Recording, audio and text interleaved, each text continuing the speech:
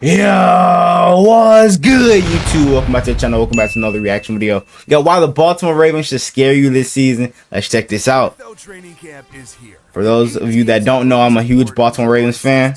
With only one team starting before then, the Ravens on July 13th. Yes, sir. The Baltimore Vets then report on July 20th, the same day as the Chiefs and after the Texans and Bears. John Harbaugh surely knows what he's doing by now, and the Ravens, for some reason, take the preseason way too seriously. He's been there for 16 seasons now, won the Super Bowl, and has been to 4 AFC championships, including last season, where the Ravens ultimately lost. Damn, that shit crushed me, bro. Baltimore has made the postseason in 5 of the past But I'm trying to forget about it now. Jackson era. The Ravens have been consistently good, but the big break just hasn't happened yet. The AFC North. I feel like this year, bro. Hey, every 12 years now, we win the Super Bowl. In the year 2000, who won the Super Bowl? 2012, we won the Super Bowl. Maybe, you know what I'm saying? History gonna repeat itself this year. Top dog, but barely. Baltimore has the 3rd highest odds to win a Super Bowl at plus 1,000, behind only the Chiefs at plus 500 and the 49ers at plus 600. They are a good team, and so much of that Ravens success on offense especially is reliant on Lamar Jackson, and he answered the call last season. Lamar Jackson is only 27 years old and just won his 2nd MVP. Yeah, he's on a fast track to the Hall of Fame, and a Super Bowl ring would likely help. Last offseason, Lamar Jackson got a 5-year, $260 million contract and immediately proved himself. He was sensational last year. Sensational.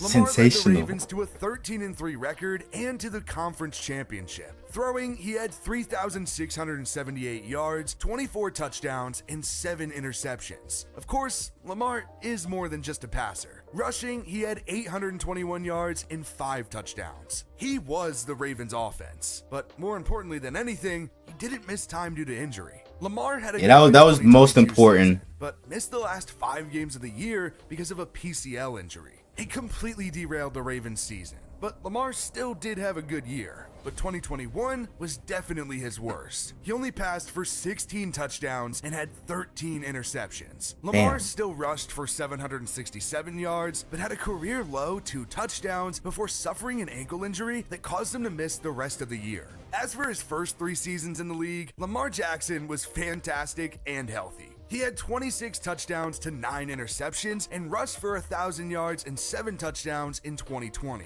He proved that his original 2019 MVP wasn't a fluke. That was a special year where he really put the NFL on watch. Facts. He led the league with 36 touchdowns, only threw 6 interceptions, and rushed for a quarterback NFL record 1,206 yards. Yes, sir. And 7 touchdowns on the ground. He was just incredible. Lamar also had a good rookie season, and he went 6-1 when he started over Joe Flacco, but 2019 was when it really learning behind a vet, bro. I'm telling you, it works. It pays dividends. Lamar Jackson has played with some good players in Baltimore, but Derrick Henry is going to be a fun one. The Ravens have been such a run-heavy team for a while now. Yeah, bro. Like this duo between Lamar and Henry is going to be unstoppable, because you got to worry about Lamar if he's going to pull it or is he just going to hand it off to the big freight train, bro. Ravens have been such this shit going to be unstoppable, nigga. And Lamar helps that, and now Henry will too. Got a true number 1 running back now. Worth up to $20 million. Henry was a beast for the Titans. The 2023 season was a down one for his standards. He's 2 seasons removed from a 1,500-yard season, and last season rushed for 1,100 yards and 12 touchdowns. And he was behind a bad offensive line too with Titans. 2020. He led the league in rushing yards and touchdowns in both seasons. 2019, he had 1,500 yards and 16 touchdowns, and then in 2020, he had over 2,000, yards and 17 touchdowns. Now, I'm not saying that Derrick Henry's gonna get back to that form of 1,500 yards or so. I think he might have around like 1,100, 1,200 yards rushing this year, because we are transforming to a more of a pass-heavy offense. But I still think he's going to go over 1,000 yards for sure. Derrick Henry just feels like a Raven. And then behind him, Justice Hill and Keaton Mitchell are there, and both just rushed for 300 yards last season. The receiving weapons are good too, starting with Zay Flowers. He was only a rookie last season and made a big impact with 850 yards and 5 touchdowns. He's going over that 1,000-yard mark this year. Looking like they hit on their first-round pick of the 2023 NFL Draft. Then behind him is Rashad Bateman. Hey, I'm telling you this right now. Don't sleep on Rashad Bateman. I'm telling you, bro. I know a lot of Ravens fans have, you know what I'm saying, I've been doubting him and shit, and I've lost faith in him. I have not lost faith in Rashad Bateman. The Ravens paid him 3 years for a fucking reason, bro. 3-year deal for a reason. Now, he has had trouble staying healthy, but he's healthy now. And I believe, you know what I'm saying, the fact that he hasn't been able to stay healthy is the reason that him and Lamar have not been able to click, because he's missed time in training camp and mini camp. Now that he's been able to stay healthy, I'm pretty sure him and Lamar have had a lot of time to, you know what I'm saying, rekindle their chemistry from his rookie, well, not really his rookie year, but the I believe his sophomore season. I believe he was healthy that year. I think so. But last season he was able to stay healthy, you know what I'm saying, for most of the year. I think he played all 17 games. But now that he's fully healthy, he should be a problem. One of the best route runners in the league, and he was our best separator last year. And him and Lamar just wasn't able to click. But you know, I feel like him and Lamar are definitely gonna hit on all cylinders this year. Unfortunately, Bateman still hasn't improved on his 500-yard rookie season. Nelson Aguilar is likely behind him and is also in the 300-yard boat. Yeah, re-signing Nelson Aguilar was nice, bro. But Aguilar Underrated. and Bateman haven't exactly lived up to expectations. Outside of the top three, Tez Devontae Walker is a name to know. He was a 4th rounder after playing at UNC last year, but played at Kent State before that. I'd expect him to compete with Aguilar for that wide receiver 3 spot, but he could be a nice additional deep threat for this Ravens offense. Facts. Of course, you can't talk receivers without bringing Mark up tight end Andrews. Mark Andrews. He is one of Him and the most Isaiah Likely, important best players tight on end duo in the offense. league. He is coming off of an ankle surgery, which caused him to miss some time last year, but he's been an elite tight end. He's led all tight ends in touchdowns twice, and in receiving yards once, 1,361 yards in 2021. Isaiah Likely did make some noise while Andrews was out. He had 400 yards last season, but I'd expect Andrews to step right back into his role as Lamar Jackson's favorite receiver. Now, despite how good Lamar Jackson has been at rushing the ball, the offensive line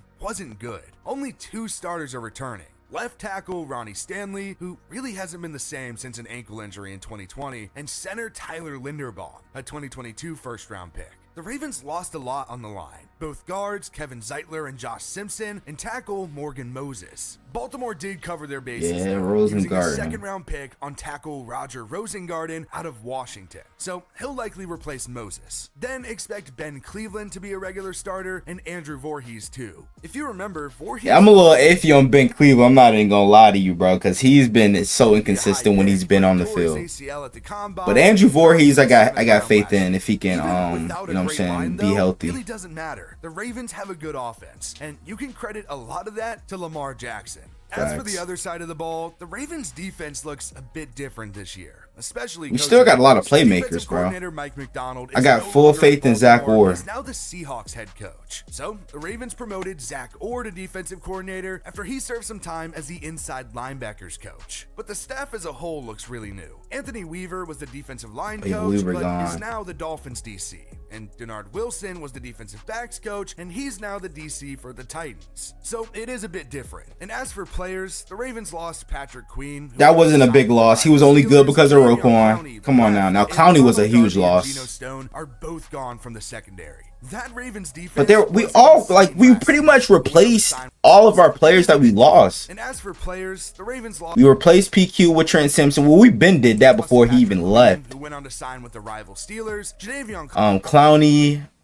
I mean, we brought back Kyle Van Noy, so that was huge. Tavius Robinson, I'm expecting him to play a lot more snaps. He showed some promise last year. Owe played pretty decent last year. I'm expecting a big season from him. Jabo's got to stay healthy. If he can stay healthy, I believe he can play good. We replaced Geno Stone easily, bro. We brought in Bo Braid. Just brought in Eddie Jackson as well, which was huge. We drafted TJ Tampa. We drafted Nate Wiggins to replace Ronald Darby as well. Are both gone from the secondary. That Ravens defense. So our defense is still good. But it did have Don't get it twisted. We might even be better. Like the roster might be better than last year. The safeties are 2 guys you've likely heard of. Kyle Hamilton, a first-team All-Pro last year, and Marcus Williams. Wildly enough, he actually tore a pec last season, but ended up foregoing surgery to play. Williams has been a good NFL safety. but unfortunately, he'll always be known for one play no matter what. Speaking of injuries, Marlon Humphrey missed the beginning. Yeah, of Marlowe's got to stay healthy too. Surgery, but He's still a top 5 corner in the league. Brandon Tell me Stevens otherwise. And Arthur Maulet are 2 important returning corners, and Baltimore also selected Nate Wiggins late in the first round after he was a 2-year starter at Clemson. At linebacker, Roquan Smith is there on the inside. The Ravens traded for him in 2022, and now he's in the midst of a 5-year, $100 million extension. Yeah, He's just a tackle machine and had 158 last season. His new full-time running mate should be Trent Simpson. He was a rookie last year after being a 20. Man, that he took over in that Pittsburgh game. And on the outside, Odafe Owe is the big one. Owe has been a good pro, and he just had his 5th-year option picked up and is poised for a breakout season. Facts. Then Kyle Van Noy was a reserve last year for the Ravens, but should actually start now. Everyone, including myself, hopes to finally see David Ojabo. Yes, bro. Really high pick like, he's gotta stay healthy. Him and Owe can be a dangerous edge rush duo if Ojabo can stay healthy. The Ravens took him, but he ended up suffering a season-ending knee injury in week 3 of last year. Hopefully, we actually get to see him play for real this season. Facts. He's had a long time to, you know what I'm saying, go through rehab and shit last season. Then and prepare for this season. Justin Madubuike and Broderick Washington, who were both 2020 first-round picks. It's still a good defense. The AFC North is just a really competitive division at the end of the day. The Ravens won it last season, but the Bengals won it the 2 years before, and the Steelers only because we wasn't healthy, that's why. Baltimore is the favorite, though, at plus 140, and that's kind of what you would expect. Lamar Jackson is amazing, and the Ravens should be good once again, even after some big losses. The interesting question is what the Bengals will look like. Joe Burrow tore a ligament in his wrist and missed the rest of the season, but both Jamar Chase and T. Higgins are still there. Cincinnati has some stars, but are they good enough to actually compete with the Ravens for the division title? Then there's the Browns at plus 550. Cleveland's defense is very good, and there are some good offensive weapons on the roster, but Deshaun Watson has just been a complete mess, and who knows when or if he's ever going to figure it out again.